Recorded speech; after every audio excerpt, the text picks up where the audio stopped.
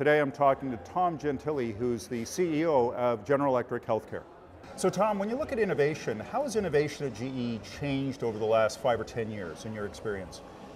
Right, well, GE across all of our industrial businesses really depends a lot on innovation. So whether it's energy or aviation or healthcare, innovation is really our lifeblood.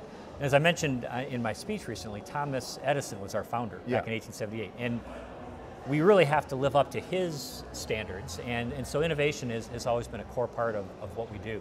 Now in healthcare, we invest over $1 billion every year in research and development. And in my business, which is the equipment part of the business, we spend about $800 million of that.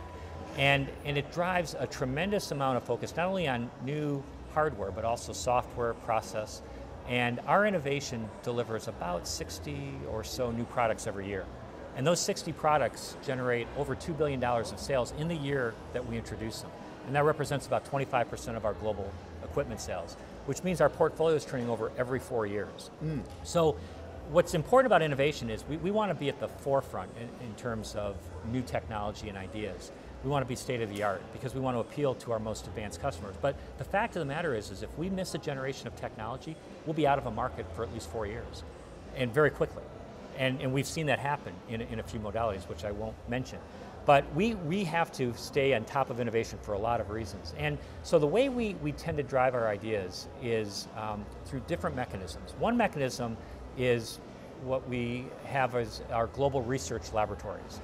And so Thomas Edison actually created our first laboratory in a place called Iskayuna, New York, which is near Albany. And that's what we call our Global Research Center.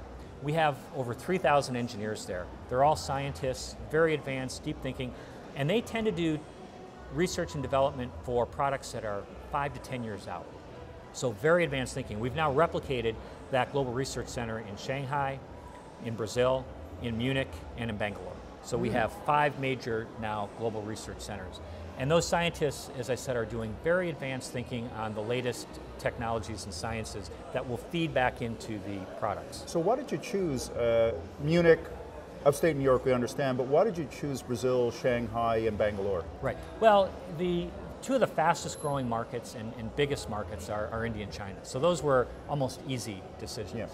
Yeah. Munich, it was simply because there are so many talented scientists in Munich. Yeah. And in Germany in general, that it was an opportunity to tap into some of the best scientific minds in the world. And then Brazil, there's really, for a relatively small economy, but a big population and a big geographic mass, Brazil has a lot of innovation that's happening. And it's such a big market, such a fast growing market, that we felt that was an important place. The other place, there's a small innovation center actually in Detroit, Michigan. And Detroit, I'm from Detroit, so I'm very fond of it, but it's not a place you'd naturally think to put a research center. But with the auto industry contracting, there was a tremendous amount of information technology talent available, and so we put a small research center there, and it's paying off huge dividends. But so that's one method of developing ideas. We also use medical advisory boards, so we go to hospitals, we get the best clinical minds in the industry to come together on particular topics and help us generate ideas. And then a third way we've been driving innovation is what we call connect strategies. And so when we look at our whole portfolio, it encompasses things like hardware, software, wetware like contrast agents or radiopharmaceuticals, and services.